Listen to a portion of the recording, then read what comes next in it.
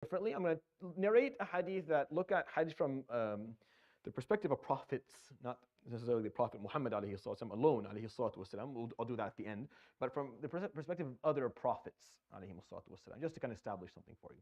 And some of these ahadith, if you look them up, you may find the commentary from certain scholars on them to be that they lack authenticity. And I'm going to take a moment to explain this now, just in case you look it up and so you understand what I'm talking about. A hadith, when you look at certain hadith are agreed upon that they are authentic. No one needs to comment. Anything in Bukhari and Muslim, you don't need anyone to tell you it's authentic. It's going to be authentic. And there's hadith that have now completely are agreed upon to be non-authentic, that no one ever brings up, and they've almost been forgotten. You'll find them in books, in the basic books of hadith if you want to look into them. But there are hadith are somewhere in the middle where there is commentary. I mean, there are scholars who looked at them and their conclusion is that they are reasonable in terms of authenticity, and other scholars have looked at them and said that they're not reasonable. Now, unfortunately, you only get one version of that narrative if you look online. You're only going to get one or two scholars who've looked at the rest of them. You're not going to get al-Rahman al-A'zami, rahimahullah, the Indian scholar. You're not going to get the Imam al-Kawthari. You're not going to Shaykh Nuruddin Attar. There are a lot of scholars of hadith muhaqqiqeen. Their job is tahqiq, meaning to look at the sanad and to study the actual chain of narration. So you only get one version of it. So, and this happens a lot, and it's one of the headaches I have to leave with. And I'm very careful with these things, but sometimes, even though I explain it, someone will just look it up and they say, oh, it says here that this, and I know what it says, because the issue is the hadith are studied by different scholars, so not everyone comes to the same conclusion. The hadith I'm going to narrate today and tomorrow to you, they have some commentary. Some scholars have commentary on that they're not authentic, and I'm aware of that.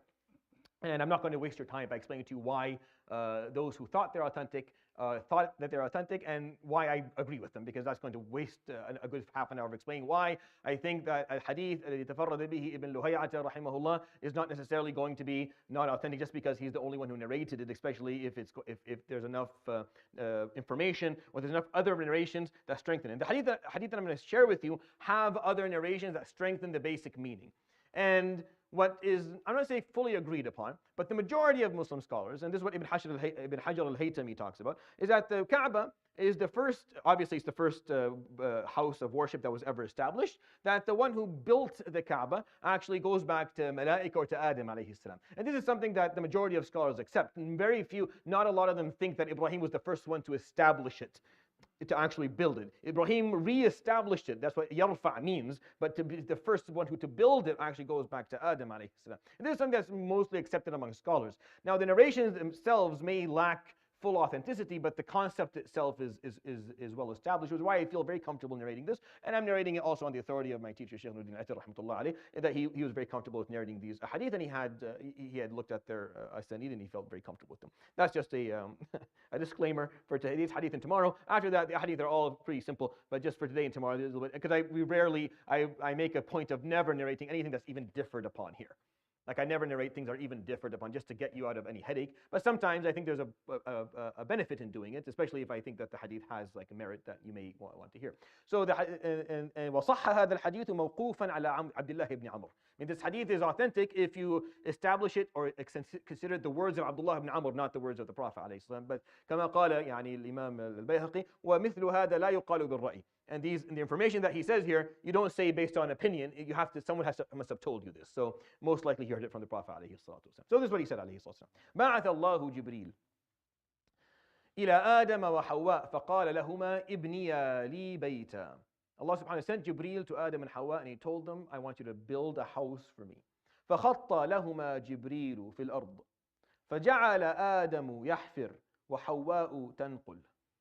So Jibreel pointed out where, and we all know that Adam and Hawa, they met at some point in Arafah, and that's why it's called Arafah, and Muzdalifa is Dalafa, ثم تمنيا في منى, etc. And I'll explain these things inshallah before Hajj. But we know that they were in that area. So he pointed out where the area is. So Adam started to dig, and Hawa was removing the dirt for him. قال حتى أجابه الماء نودي من تحته حسبك. Until he went deep enough to the soil now was damp. He was called that's enough, حسبك. فلما بنياه أمر أن يطوف به. And when they built something and established something, they were commanded to make tawaf. ثم قيل له أنت أول الناس وهذا أول بيت. And he was told, you are the first of your race, And this is the first house established for you. ثم تناسخت القرون حتى حجه نوح ثم تناسخت القرون حتى رفع إبراهيم القواعد منه. And then time passed until Nuh performed Hajj. And then we know that from other authentic narrations, by the way. And then time passed until Ibrahim reestablished it after it fell down. And why I'm saying this is because understanding, look, the Kaaba, understanding, this is the time of Hajj, so it's nice to kind of reflect upon that part of the world specifically and what it means to us. The Kaaba is not just something that was meaningful to the Prophet alayhi salatu wasalam, or just to the Sahaba, or to the Arab, or just to Ibrahim alayhi salam. No. The Kaaba is something, أول بيت وضع للناس للذي ببكة مباركة. The first one ever established for the human race was in Bakkah. It was established and the human race has been around since Adam alayhi salam. So the authenticity and the originality of this space and of that house is extremely meaningful. And when you go back there, you're going back to a place where this whole story began. And when you're performing tawaf, there's three levels of everything in Hajj. There's a level of Rasulullah alayhi salatu wasalam. So you get to follow in his footsteps specifically. And then there's a level of Ibrahim al-Khalil alayhi salam and his family. And then there's a level of Adam alayhi salam and Hawa. So I always tell people, choose a level in Hajj. And choose one in Hajj and just focus on one, and you'll learn more than you can ever imagine learning by just going to those places and remembering what actually occurred. But one of the things that you can remember about the Kaaba, aside from the Prophet ﷺ rebuilding it and being called the Amin during that whole story, or the story of Ibrahim being told, بَوَّأْنَا لِإِبْرَاهِيمَ مَكَانَ, we showed him where the house was because it was already there. Again, there's a lot of evidence that it was there before him. Then you go back to before that this is where your parents established the first house of worship, which is why we are all directed that way. That's why we stand here, we go this way. Go to that first house, because we're united by that. Look around you. The people, everyone sitting beside you is probably related to you only through maybe 50 or 60 or 150 or 200 generations back. We are very diverse in our backgrounds, but we're united through Adam and Hawa, and we always will be. And we are their children. And when you stand, imagine standing in front of them. How could we differentiate amongst each other? You understand how the feeling of family will happen like that the moment that Adam and Hawa appear?